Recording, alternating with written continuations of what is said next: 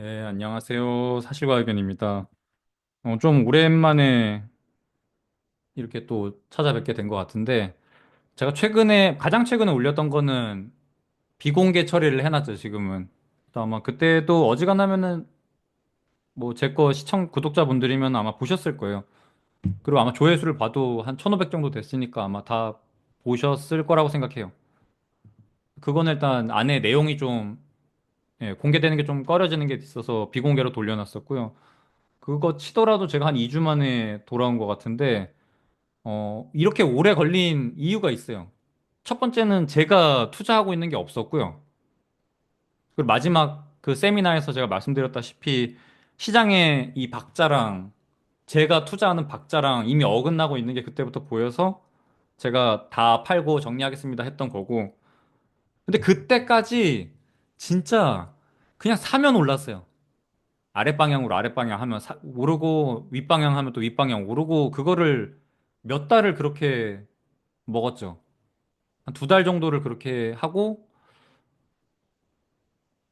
최근에 그 세미나 올렸을 때가 딱 엇박자나기 시작하는 딱 그때여서 그때부터 이제 안 하기로 한 거였고 진짜 수익이 어마어마했는데 그 엇박자 날 때부터 시작해서 보이지가 않는 거예요. 투자할 게.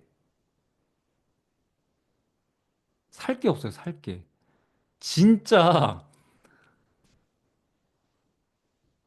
그냥 딱 그랬어요.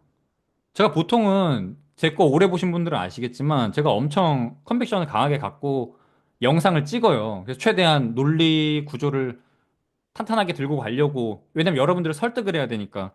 그런 자료 조사도 많이 하고 막 뭐 논문도 찾고 각종 리포트들 보고 막 자료를 다 취합해서 영상을 만드는데 제가 최근에도 영상 2개인가 찍고 못 올렸거든요.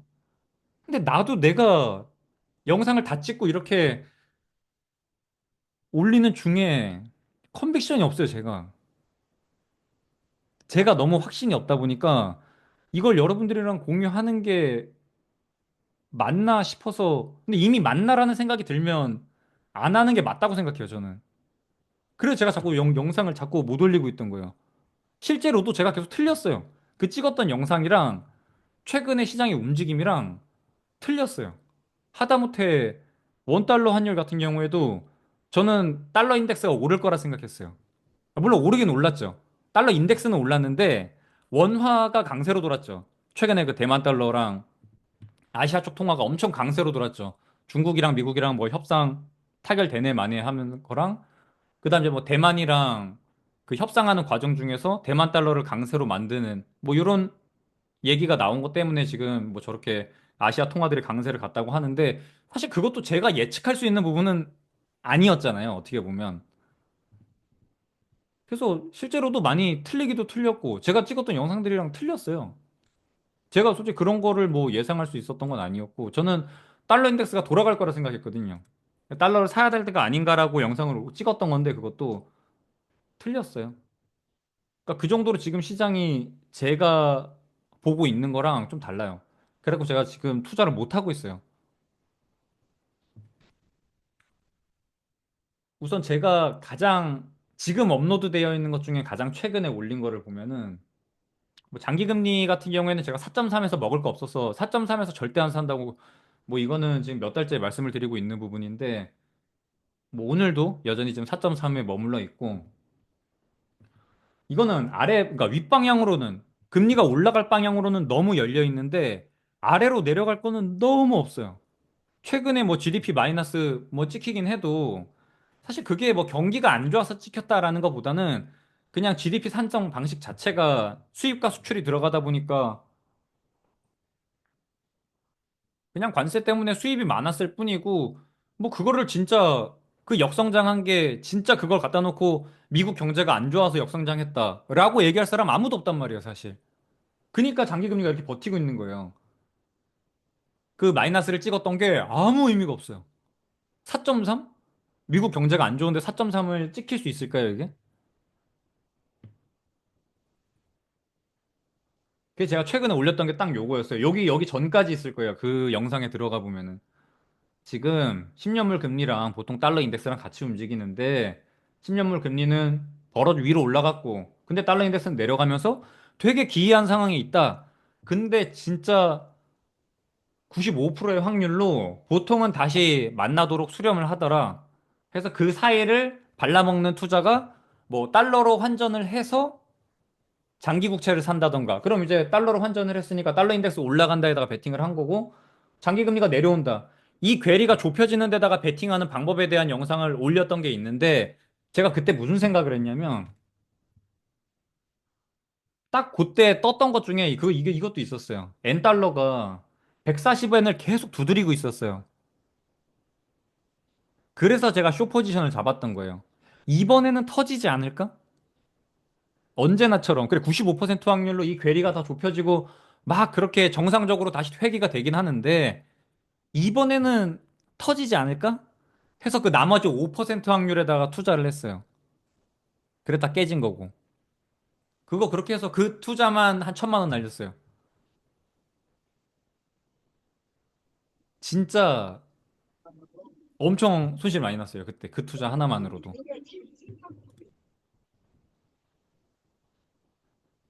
근데 이 최근에 제가 보기에 진짜 투자 잘하시는 분은 준송이 형. 김준송 유튜버라고 치면 나올 거예요. 그 형이 진짜 잘해요. 그분이, 그러니까 저도 원래 여러분 저랑 한 3년 넘게 지금 했으니까 봐서 알겠지만 저는 보통 이런 자리에서 95%에다 투자를 해요. 그리고 진짜 한참을 기다려서 이 95%의 확률이 일어날 때까지 기다려요. 지금처럼, 지금 한 2주, 3주째 지금 아무것도 안 하고 있는데 지금처럼 이렇게 하염없이 기다리다가 이렇게 괴리가 나와서 보통 95% 확률로 모인다 하는 곳에다 베팅을 했어요. 그동안에는. 근데 요번에는 사실 한번 객기를 부려서 여기 5%에다 투자했다가 왕창 깨지고 투자를 쉬고 있는 상태예요. 사실. 그렇게 된 거죠. 근데 준성이 형은 보면은 확실히 요 괴리에 대해서 먹으러 들어갔었고 수익도 잘 내신 걸로 알고 있어요. 제가 막 다 찾아보거나 막 그렇게 하는 스타일은 아니어가지고 모르겠는데 그래도 형이 나왔던 거 보면은 저랑 똑같은 얘기 했어요. 이 괴리가 이렇게 벌어졌는데 보통은 수렴을 한다. 그 되게 특이한 현상이었어요, 이게. 달러 인덱스가 104에서 105, 104 요 부근에서 한 달 넘게 횡보했어요. 근데 갑자기 저게 미친 것처럼 막 날뛰기 시작했던 게 여기죠, 여기. 3월 내내 104에서 멈춰가지고 한 달을 넘게 보내다가 갑자기 달러 인덱스는 부러지고 장기 금리는 올라가고 이게 나왔던 거예요. 그래서 요번 투자에서 한번 작살나면서 역시 생각한 거는 그냥 기다렸다가 95% 확률을 먹는 게 정배다. 확실히 그게 맞다. 그런 리뷰가 하나 가능할 것 같고 저는 달러 인덱스는 그냥 이 정도 레벨에서 그냥 유지될 거. 여기서 이제 딱히 뭐 윗방향, 아랫방향 해가지고 먹을 거는 없다고 봐요. 근데 되게 특이하게 이번에는 아시아 통화가 갑자기 강세로 돌면서 그때 아마 달러 투자했으면 손실이 났겠죠. 심지어 우리는 연휴가 이번에 길었는데 연휴 시작할 때 한 2, 4, 2% 정도 갑자기 통화가 강세가 되고 거의 끝날 때쯤 되니까 또 1% 정도 돼가지고 한 3% 정도 깨진 것 같아요. 만약에 투자를 했다고 하면, 달러를 투자하고 했다고 하면은. 근데 사실 그거는 정말 뭐 예상을 하고 그런 뭐 미리 뭐 기조가 있었고 그게 전혀 없었어요. 제가 보기에는. 근데 진짜 만약에 그걸 예측을 하는 게 말이 안 됐죠. 뭐 어떤 시그널도 없었으니까. 그래서 아무튼 지금은 뭐 달러 쪽으로 투자할 것도 없고 장기 금리에다 투자할 것도 없고 제가 보기에는 그냥 FX 시장은 딱히 먹을 자리가 안 보여요. 엔화, 원 엔도 제가 1,000원, 1,000원에서 먹을 거 없다고 그랬잖아요. 진짜 N1 환율 가지고 먹을 거면은 1,000원이 끝이다. 여기서 더 뭐 엔화를 사내 많이 할 건 없다고 말씀을 드렸는데 역시나 그거는 1,000엔이 거의 마지노선에 있다가 지금 쭉 내려와가지고 보니까 9.7? 그러니까 970원 정도에 가 있는 것 같아요. 그래도 뭐 여전히 수익이 꽤 낮긴 한데 3% 정도가 그냥 한 방에 날아간 거는 너무 급격하게 움직이긴 했어요. 그리고 이렇게 너무 시장이 왔다 갔다 할 때는 우리 같은 개인은 버티기가 힘들어요. 맞추기가 힘들다고요. 제가 그래도 운 좋게 막 연초에는 뭐 3월 달에는 위아래 위아래 왔다 갔다 하면서 먹었지만 이렇게 흔들면 개인 투자자들은 못 버텨요. 이 변동성 자체를. 그러니까 변동성이 클 때는 보통 개인분들은 솔직히 털리기 쉬워요. 피로도도 많이 높고. 저도 진짜 너무 피곤했어요. 3, 4월 투자하는 내내 그냥 투자자 피로도 자체가 되게 높았던 것 같아요. 그러니까 제가 이번에 상승, 나스닥 상승 다 올라왔잖아요, 지금. 이게 낙폭에서 한 50% 정도 돌렸거든요. 그래서 저는 사실 이 50% 올라오는 게 엄청 큰 상승장이잖아요, 사실. 근데 잘 모르겠어요, 솔직히 이것도 왜 올라왔는지는. 그래서 저는 오히려 여기서 한 2100 정도, 2만 1000까지 올라가면은 그냥 인버스 찍자고 강하게 얘기할 것 같은데, 예, 그것도 사실 뭐 여의치는 않아 보입니다. 그래서 요거는 그냥 10년물이랑 달러인덱스랑 벌어졌던 거에 대한 리뷰를 한 거고, 보시면 그래도 다 좁혀졌어요. 4.5까지 올라갔던 것도 이미 4.3까지 내려왔고, 여기 다 되게 좁혀졌다가 다시 지금 조금 벌어져 있는 상황이긴 한데, 예, 요게 이제 요걸 이제 확대를 해서 6개월로 이렇게 잘라서 본 건데, 보시면 엄청 벌어졌던 게 많이 좁혀졌어요. 그리고 5월 초에는 뭐 보시다시피, 예, 거의 다 좁혀졌다가 지금 살짝 벌어진 상태고.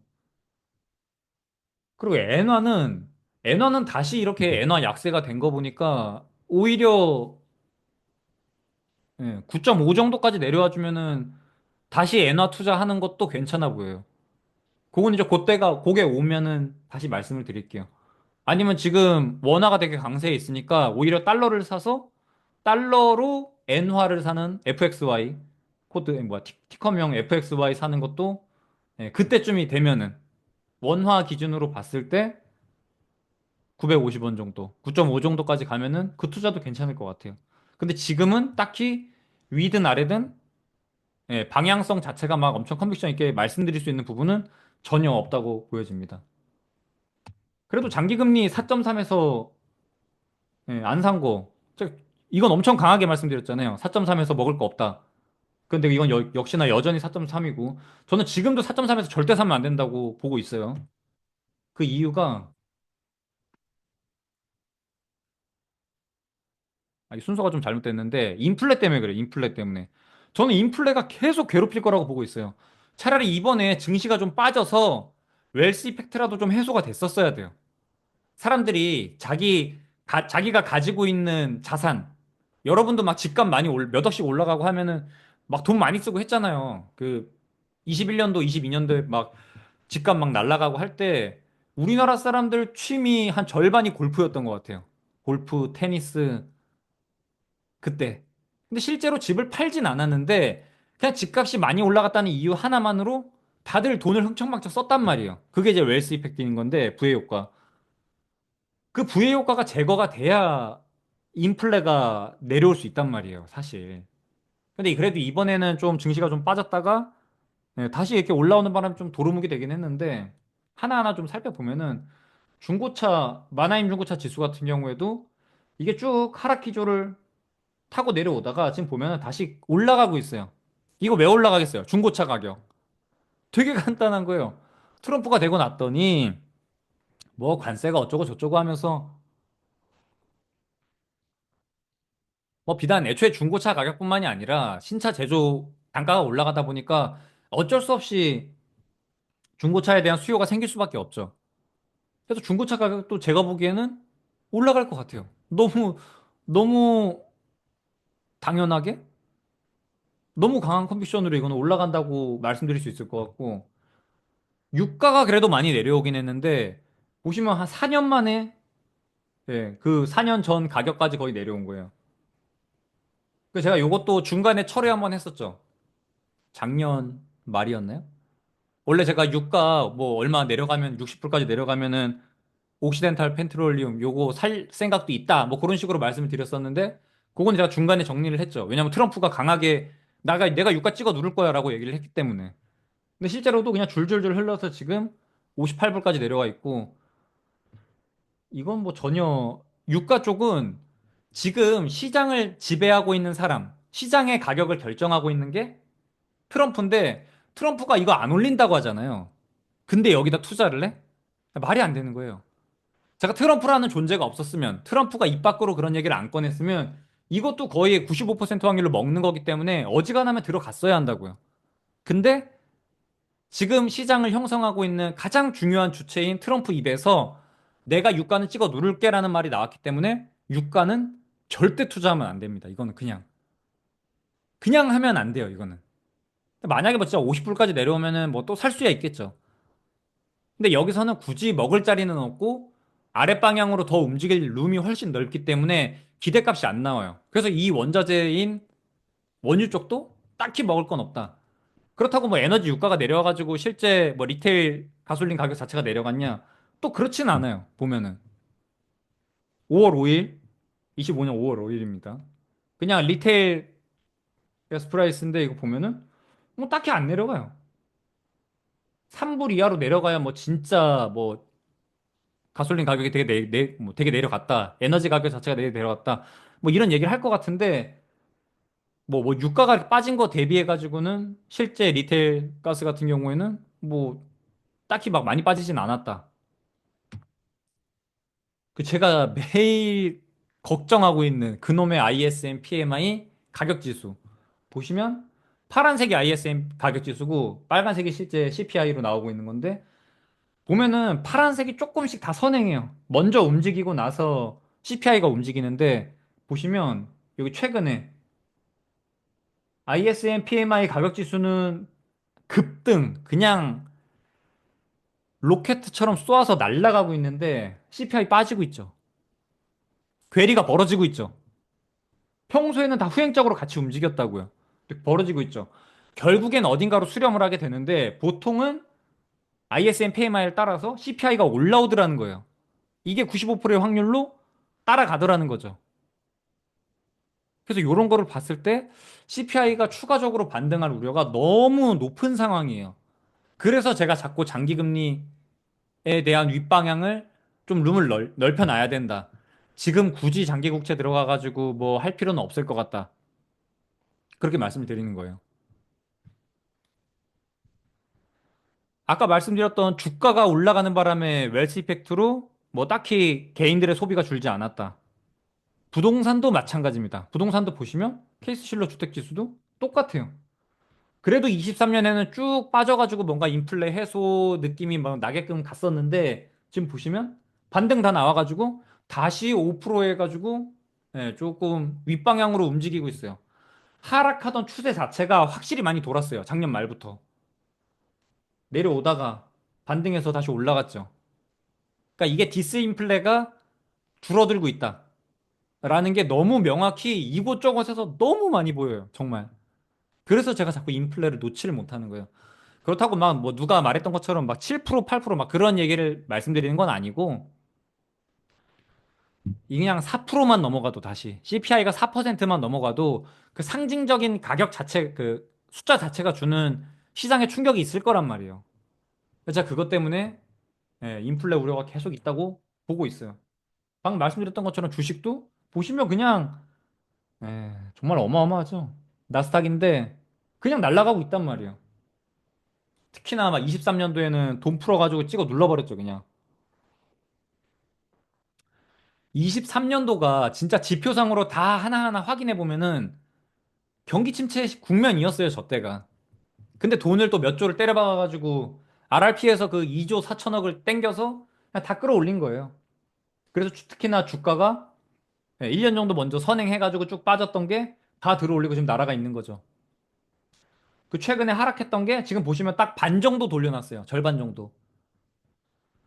그래서 저는 굳이 여기서 주식에 대한 저의 뭐 의견을 말씀드리면 저는 오히려 2만 천 정도까지 오면은 그냥 인버스 찍자고 말씀드릴 거예요. 근데 저는 이미 2만도 굉장히 오버밸류라고 보고 있어요. 너무 간단하게 아주 진짜 심플하게 생각해 보면은 트럼프가 저 지금 관세 얘기가 뭐 145%니 어쩌고 저쩌고 막 25%니 막 그런 얘기를 하고 있는데 진짜 막 협상 다 해. 뭐 한국이랑도 하고 일본이랑도 하고 중국이랑도 하고 영국이랑도 하고 막 다 한다고 쳤을 때 지금 그 판때기 들고 나와가지고 했던 관세에서 깎아준다고 칩시다. 5%가 됐든 10%가 됐든 막 협상을 하고 났더니 갑자기, 아, 그래, 그래. 그냥 우리 뭐 25% 하기로 했던 거 그냥 빵으로 해줄게. 할까요? 상식적으로 생각했을 때. 그럴 리가 없잖아요. 너무 상식적으로. 트럼프가 갑자기, 아, 그래, 우리 막 관세 25% 하기로 했던 거 그냥 빵으로 하기로 했어. 대신에 너네 이거 해줘. 그게 가능이나 할까요? 저는 최소 10% 보고 있고요. 근데 최소 10%가 박혔는데 기업들의 EPS가 그대로다? 그건 진짜 말도 안 됩니다. 이러나 저러나 트럼프가 지금 관세를 뭐 어쩌고 저쩌고 막 협상을 하고 있는 거는 악재이거나 그냥 평범하거나인데 무조건 악재일 수밖에 없다. 그냥 100% 악재일 수밖에 없다고 봐요, 저는. 기업들 입장에서는. 이러나 저러나 관세라는 거는 정부가 돈을 가져가고 기업들이 뭐 나중에 정부한테서 보조금을 받는 형식의 지원, 뭐 바뀔 수는 있겠지만, 예, 정부가 일단 그 원래 기업들이 가져야 되는 베네핏을 수치라고 해야 되나? 예, 뭐 관세를 부과해가지고 가져가는 거기 때문에 EPS가 내려갈 수밖에 없어요. 그럼 주가는 조정을 받아야 되는데 다시 절반이나 올라왔어. 저는 솔직히 이 절반이 왜 올라왔는지 전혀 이해를 못해요. 그래서 제가 지금 어디다 투자를 못하고 있는 거예요, 사실. 제 상식선에서 도대체 주가가 어떻게 2만을 다시 돌파했는지가 납득이 안 가는 거예요. 중국이랑 관세 협상 한다고? 했어. 5%만 남겨놨다고 쳐봅시다. 진짜 말도 안 되지만 145%에서 5% 남겼다고 쳐봅시다. 그럼 그거는 EPS에 영향을 안 줄까요? 전 당연히 줄 거라고 보거든요. 근데 주가가 이렇게 다시 날아간다고? 너무 이해가 안 돼요, 저는 솔직히. 근데 그렇다고 인버스를 찍기에도 지금 시장이 이해가 안 되는데 여기다가 인버스를 찍는다? 뭐 딱히 내가 모르는 뭔가가 있다고 봐야겠죠, 그거는 사실. 내가 식견이 부족해서 시장의 흐름을 못 읽고 있구나, 라고 생각이 들기 때문에 인버스를 찍기에도 사실 무서운 거예요. 그래서 이거는 위든 아래든 지금은 딱히 막 말씀드릴 건 없는데 그래도 만약에 2만 1000까지 간다고 하면은 거기서는 제가 강하게 인버스 찍자고 썸네일 박아가지고 제가 영상 올릴게요. 근데 그 정도 레벨 아니고 지금 정도에서는 여러분들한테 막 인버스 얘기하자 막 이거는 좀 어려울 것 같아요.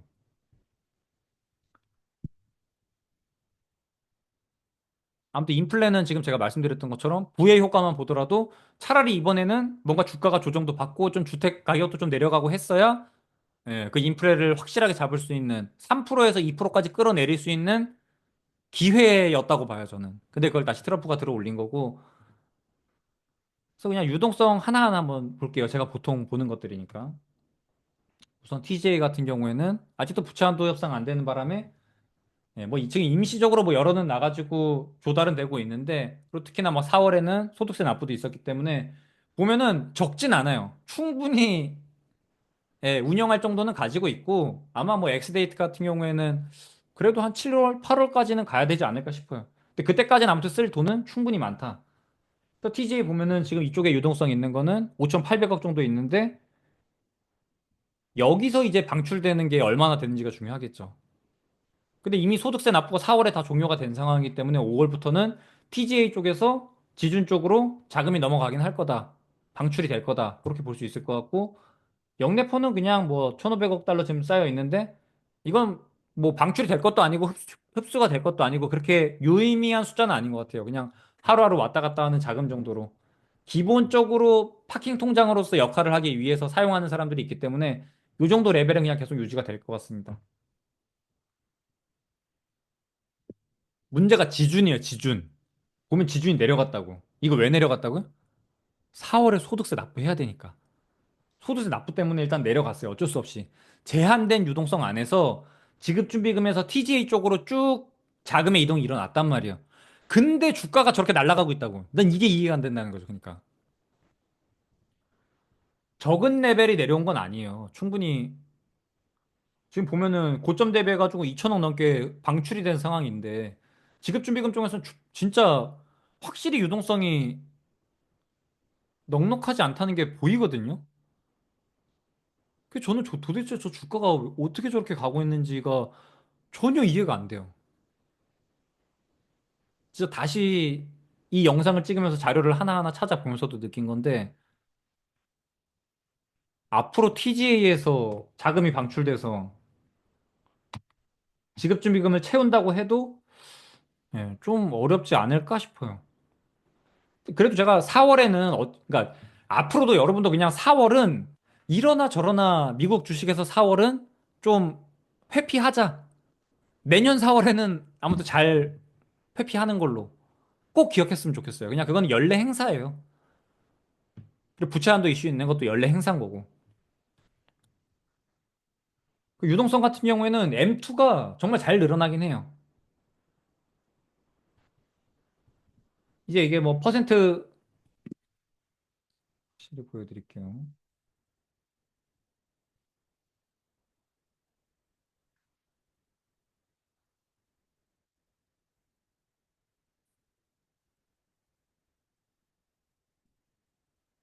여기가 플러스 영역이에요. YOY 퍼센트로 봤을 때 플러스 영역에 이미 들어가 있어요.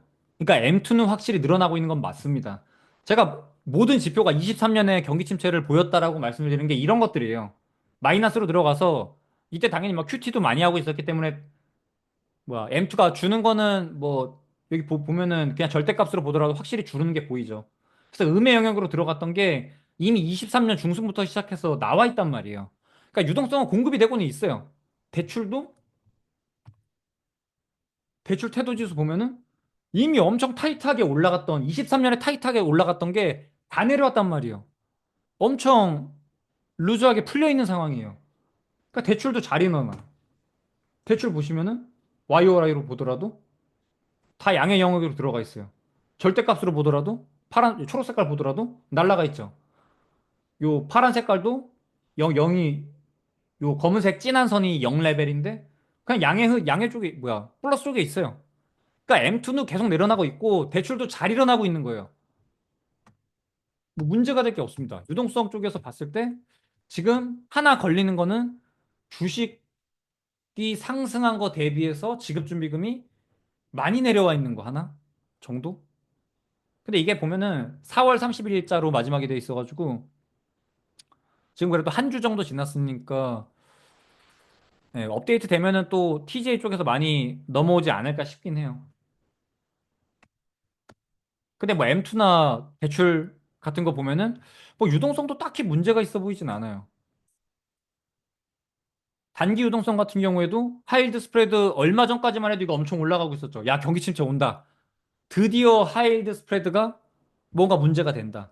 그 제가 저번에 말씀드릴 때 뭐가 있었냐면 여기 보면 엄청 낮잖아요. 25년 1월에 보면은 연초에 엄청 낮았단 말이에요.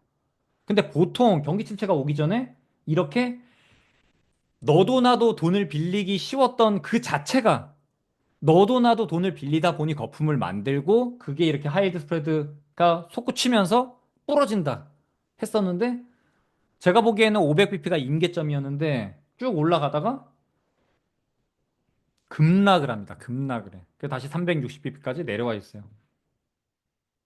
그래서 하이힐드 스프레드도 딱히 문제는 없고 뭐 단기 자금 시장 소파 금리 같은 뭐야 여기 레이 같은 경우에도 보면은 뭐 잠깐씩 IORB 터치하긴 하는데 그냥 안정적으로 와 있어요.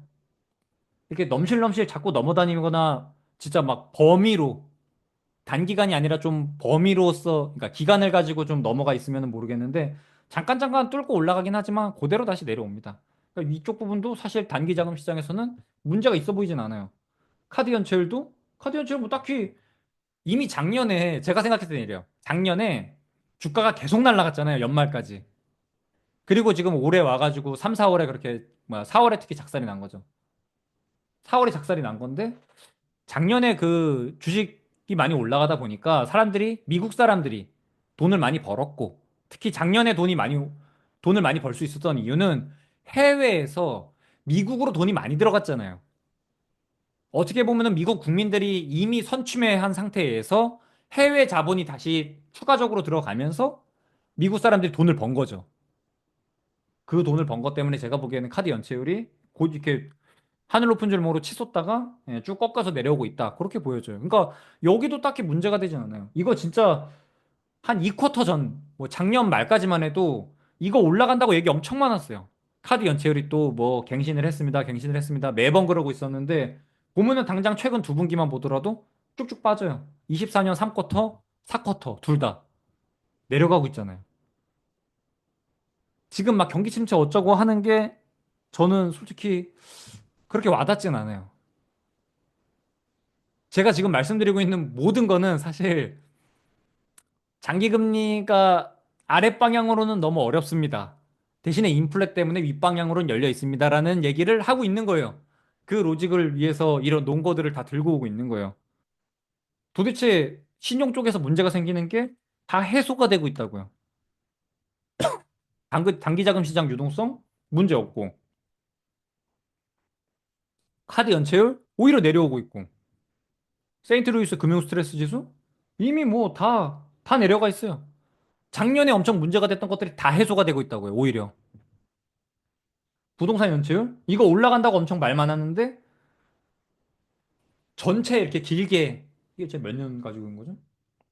뭐 90년도까지 들고 오긴 했는데 과거에 문제가 됐던 레벨 대비해 가지고는 뭐 그렇게 넓은 시야로 봤을 때는 크리티컬한 상황이라고 보기에는 좀 어렵지 않나 싶어요. 제가 보기에는. 그래서 부동산 연체율 하나가 조금 아직까지 상방으로 고개를 위로 하고 있다.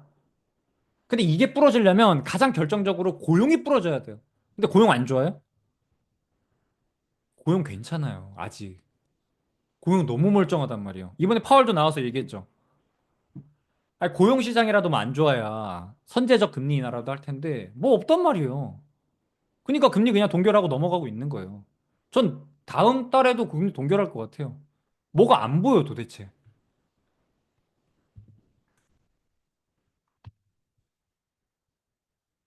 그래서 신용 부분도 사실 뭔가 이렇게 부러져 나갈 부분이 하나도 안 보입니다.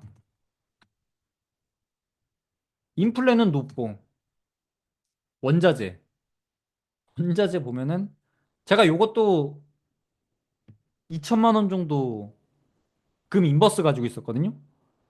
근데 걔는 제가 그냥 최근에 포트폴리오 그냥 다 정리하면서 팔았었는데 다시 또 올라오더라고요.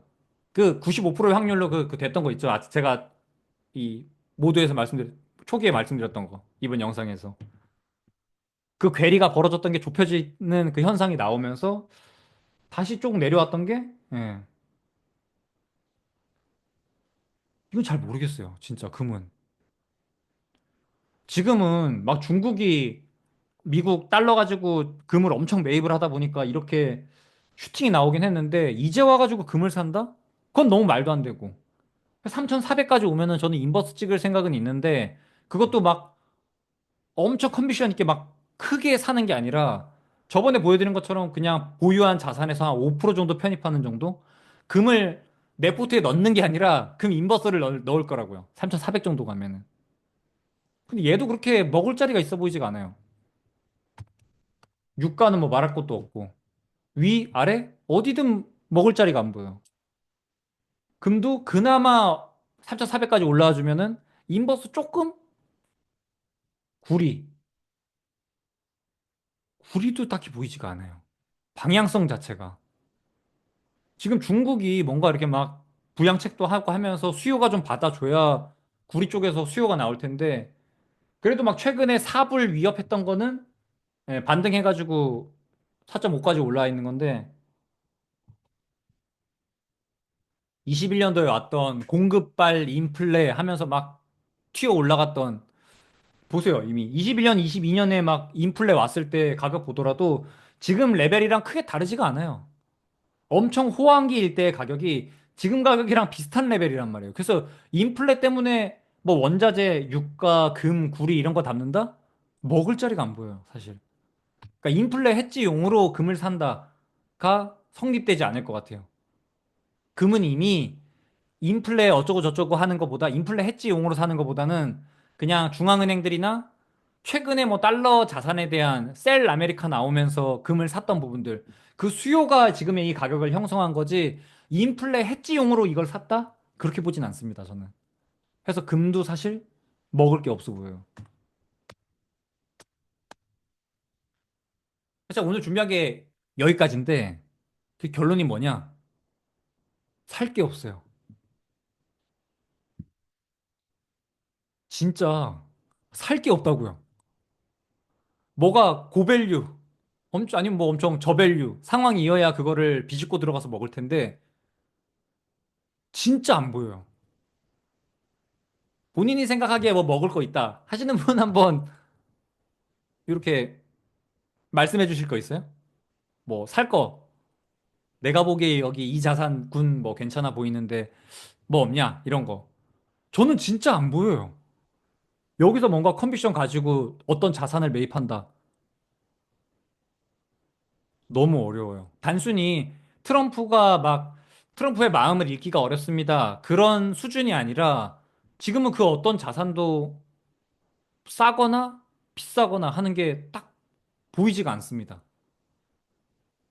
특히 제 채널 구독자 하시는 분들 중에서는 장기 국채 관련된 거 엄청 관심 많으신 걸로 알고 있는데 장기 국채는 그냥 아예 안 샀으면 좋겠어요. 신규 진입하시는 분들은 지금 4.3 레벨 저는 절대 안 샀으면 좋겠어요. 요 정도는 강하게 말할 수 있을 것 같아요. 4.3에서 장기 국채를 산다? 왜? 뭐 때문에? 전혀 먹을 자리 없어 보이고 4.5부터 모아서 4.7까지 보고 그 정도?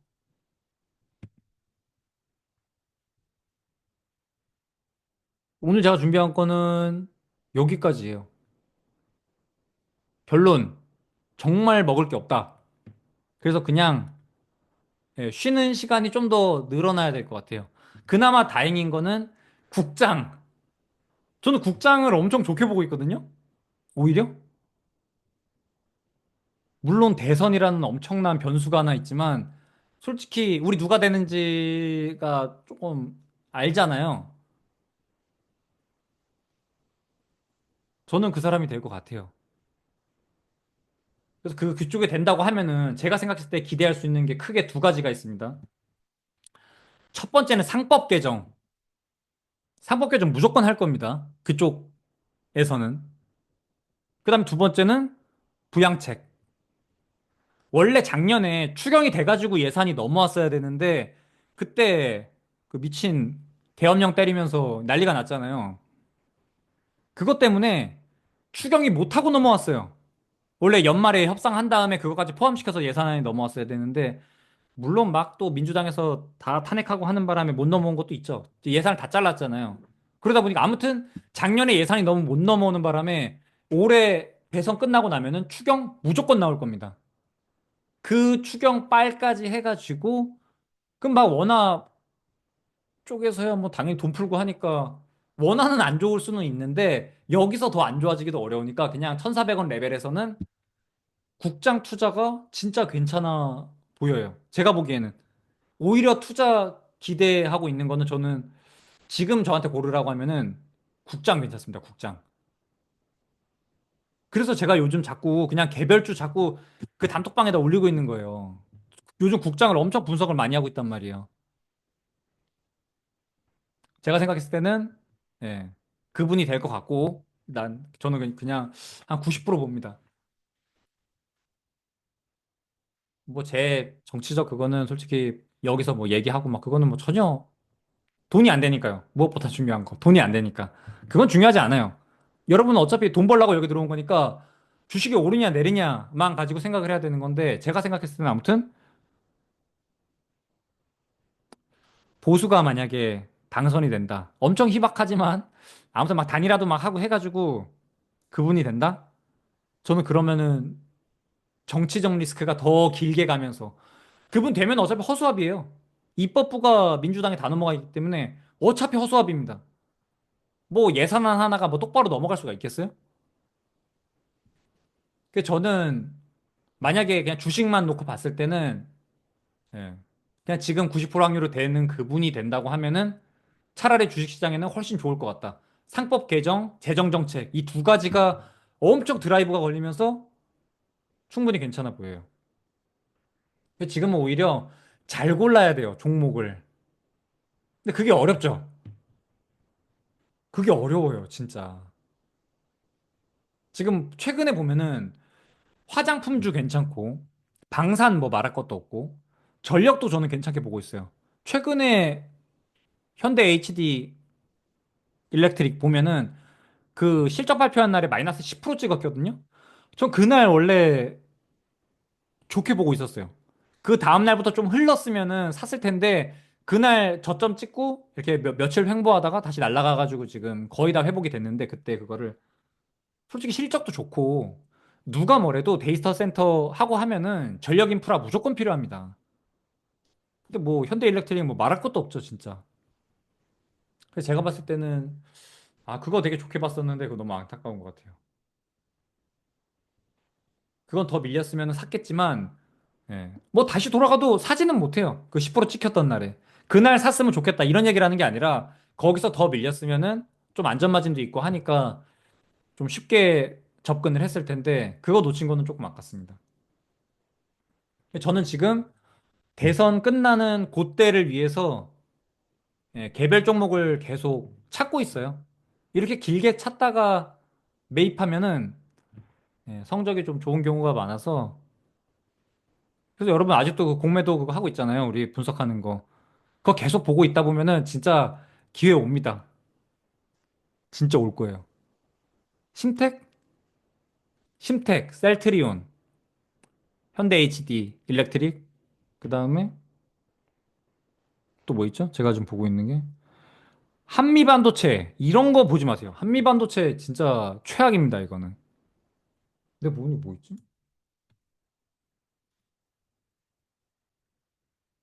근데 SM 같은 거 보더라도 이거 일봉으로 보면 이렇게 돼 있거든요. 이미 기관들은 실적 이거 실적 완전 대박 났어요. 컨센 대비 70% 상향해가지고 근데 보면은 실적 발표한 날 고점 찍고 지금 한 10% 정도 밀려 있거든요. 그러니까 얘네는 미리 알고 이거 선침해가지고 쭉 다 먹은 거예요, 여기. 한미반도체. 이거 말도 안 되는 중 이거 이런 거 사지 마세요.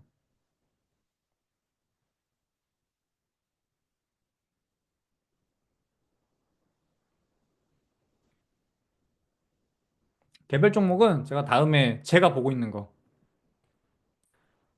좀 강하게 좋은 게 눈에 보인다 하면은 공유하도록 할게요. 그리고 제가 작년에 한화 에어로스페이스 썸네일에도 이렇게 크게 박아가지고 했었잖아요. 제가 그때 30만 2천 원, 30만 2천 원에 팔았는데 한화 에어로스페이스 지금 한 90만 원 가 있죠. 그거는 진짜 투자 실패에 완전 익절했으니까 옳다가 아니라 그건 완전 실패했어요. 진짜 그렇게 좋은 가격에 사놓고 일찍 던진 거는 예, 진짜 완전 잘못된 투자였어요. 그거는. 현대 일렉트릭 이게 진짜 너무 아까워요. 이거 오늘도 많이 올랐네. 저는 이런 거 보통 추격해서 먹거든요. 실적 좋은데 실적 좋게 발표를 했는데 주가가 밀려. 이게 무슨 소리지? 아니나 다를까? 예. 그대로 말아 올려서 이때 고점 이미 뚫고 올라가 있어요. 이런 거는 추격 못 해요.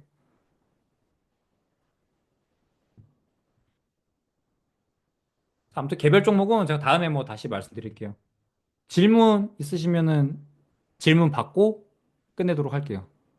보통 진짜 딱 1시간 걸리네. 세미나 한번 하면은. 단톡에만 올리세요. 단톡에만. 메일로 보내지 마세요.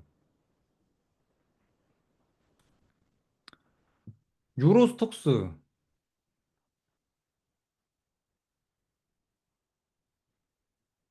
유로 어딨어? 잠시만요.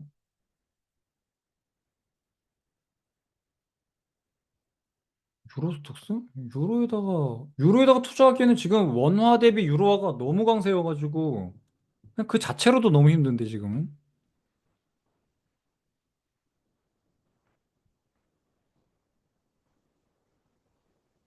와, 이것도 여기도 완전 난리가 났었네요.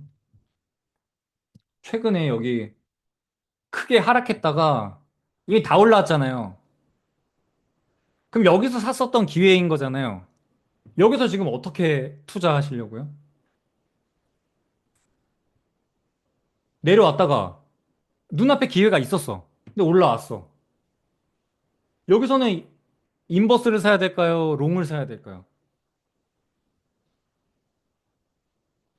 어려워요, 어려워, 이거는. 여기서는. 내려갔을 때, 아, 되게 높은 확률로 다시 반등할 거야. 라고 사는 거는 괜찮겠지만, 여기서 다시 아래로 한다? 그건 조금 예, 물론 위아래 어디든 뭐 방향은 잡혀서 올라가긴 할 텐데 굳이인 것 같아요. 굳이. 그래서 유로스톡스에서 뭐 먹을 자리 딱히 많아 보이진 않고요. 니케이 최근에 올랐는데 니케이 진짜 엄청 올랐죠. 일단 N 달러 환율 자체가 145까지 반등한 상황이기 때문에 와 니케이도 뭐 거의 그냥 미친 듯이 올라 있네. 이것도 뭐 딱히 먹을 자리가 있어 보이진 않아요. 여기다가 숏을 친다? 추세가 이렇게 좋은데 37,000, 37,000에 숏을 친다.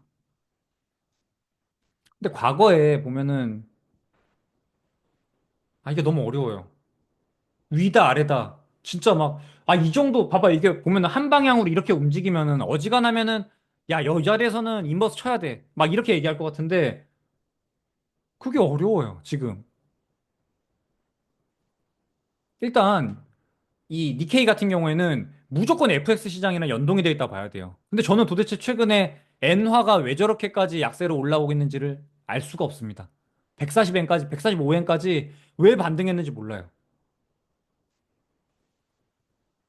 오히려 저는 강세로 갈 거라고 봤단 말이에요. 그래서 저는 140 초에 있을 줄 알았는데 이게 벌써 145까지 이렇게 반등한 거 보니까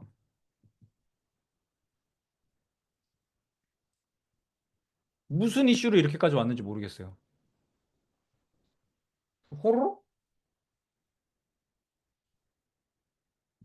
개인적인 고민입니다. QQQ가 현재 마이너스 2%대인데 QQQ가 근데 왜 마이너스 2%예요?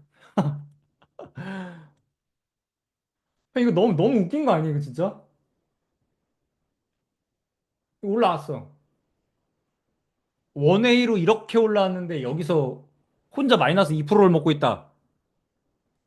제가 아까 말씀드린 것처럼 이미 올라왔잖아요. 눈앞에 기회가 있었어, 아래에서. 근데 올라왔다고. 여기서 위아래 어떤 컨빅션을 갖고 투자를 한다? 저는 이런 거 안 한다고요. 엄청 빠졌죠? 이러면은 보통 반등을 한다. 95% 확률로 보통 반등한다. 이러면 요 아래에선 잡는 게 맞아요. 근데 이미 반등할 거 해가지고 여기까지 올라와 있는데 여기서 위아래를 베팅을 한다? 이건 진짜 그냥 말 그대로 저는 약간 도박이지 않나 싶어요. 저는 이런 자리에서 애초에 투자 자체를 하질 않아요. 그리고 마이너스 2%면은 QQQ인데 마이너스 2%다? 그리고 마이너스 2%는 언제든 사실 손절할 수 있는 레벨 아니에요, 솔직히? 내가 주식 투자를 하는데 지금 마이너스 2%다. 근데 내가 고민이 돼. 2% 빠졌는데 고민을 하고 있다? 그럼 솔직히 말씀 저는 주식이랑 잘 안 맞는 거라 생각해요, 그거는. 본인의 투자 성향 자체가 2% 빠졌는데 굉장히 하이 리스크 하이 리턴을 가지고 있는 QQQ에 투자를 해서 2% 빠졌는데 벌써 마음이 붕붕한다? 그럼 무조건 팔아야 돼요. 저는 무조건 팔아요. 심리가 흔들기 시작하면은 그 투자 90% 망합니다. 그래서 사람들이 여윳돈으로 하라는 거예요. 여윳돈이 진짜 돈 잘 벌어요. 마음이 붕붕한다? 그럼 손절하세요. 근데 어떻게 마이너스 2%인 거예요? 그 QQQ에서 도대체? 여기 고점에서 밀려가지고? 어떻게 2%지? 나스닥이 지금 계속 이렇게 올라가고 있는데? 아무튼, 본인이 마음이 좀 뒤숭숭하다? 그럼 무조건 파세요. 뭐가 잘못되고 있는 거예요.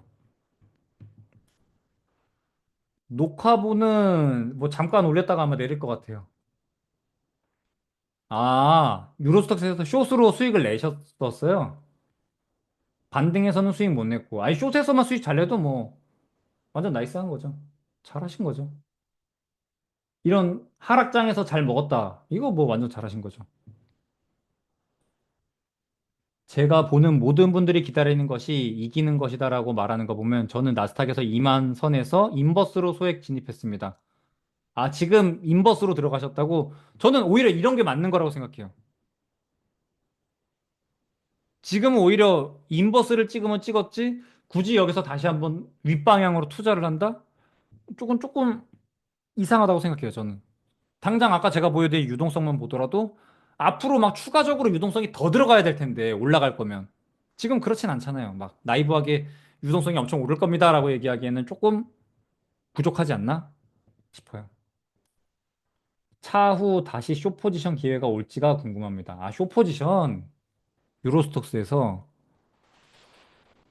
이건 모르겠어요. 이거야말로 지금 트럼프랑 유럽 쪽에서의 관세 문제가 있는 건데, 근데 웃긴 게 요즘 보면은 유럽이 중국이랑 손잡고 있는 거 아시죠?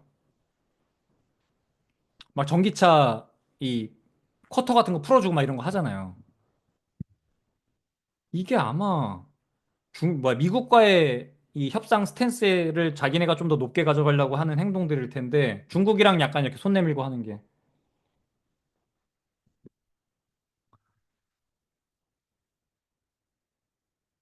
근데 이미 독일, 프랑스, 이태리 다 제조업이 많이 박살나 있어요, 이미. 이런 상황에서 관세 때문에 뭔가 이 유로스톡스 시장이 뭔가 타격을 입는다라고 보긴 좀 어렵지 않나 싶어요. 어차피 지금 유럽 쪽에서의 대부분의 GDP가 나오고 있는 거는 사실 서비스 쪽이란 말이에요. 뭐 여행 막 이런 쪽으로. 그래서 막 GDP가 심하게 부러질 게 아니면 게다가 금융 정책이 굉장히 완화적으로 돌고 있잖아요. 유럽 같은 경우에는 선제적으로 금리 인하도 많이 했고 미국 대비해 가지고는 엄청 많이 했죠. 이런 상황에서 굳이 지금 유로스톡스에다가 숏을 때린다? 저는 절대 하면 안 되는 투자라고 보여집니다. 미국채 4.5에 좀 많이 들고 갔는데 계속 들고 가야 할지 모르겠다. 이미 수익권이니까 그냥 4.5에서 이자 받는다 생각하고 들고 가는 것도 뭐 나쁘진 않아 보여요. 저는 4.5 가면은 살 거거든요. 그러니까 투자할 때가 지금 딱히 없잖아요. 제가 오늘 사실 내용에서의 대부분을 차지했던 게, 아, 이것도 못 사겠고 저것도 못 사겠다라는 얘기를 한 거잖아요, 결국에는. 그래서 사실 지금은 어디 살 게 없기 때문에 저는 그냥 4.5에 내가 장기국채를 투자했다. 그러면 굳이 뭐 팔진 않을 것 같아요. 그냥 들고 가면 될 것 같아요. 굳이 팔 필요는 없다. 4.5에 내가 샀다고 하면. 그냥 이자 받으면서 기다리면 될 것 같아요. 그래서 오늘 여기까지 하면 될 것 같습니다. 한 50분 정도 했으니까. 예. 아, 그리고 마지막으로 저기 5월 5일 어린이날이어가지고 원래 그 보육원에다가 선물 보냈어야 되는데 이 연휴가 이번에 길었잖아요. 그러면서 예, 그 리스트업을 제가 부탁을 드려야 되는데 그 경동원도 쉬거든요. 그거를 제가 연휴가 길게 들어가기 전에 말씀을 드렸어야 되는데 못 해가지고 예, 연휴 끝나고 나서 리스트업 요청은 했고 다음 주에 예, 보낼 거예요. 애기들 인당 5만 원씩 해서 본인들 갖고 싶은 거 리스트업 받아서 제가 보통 구매해서 보냅니다. 그래서 지금 계좌에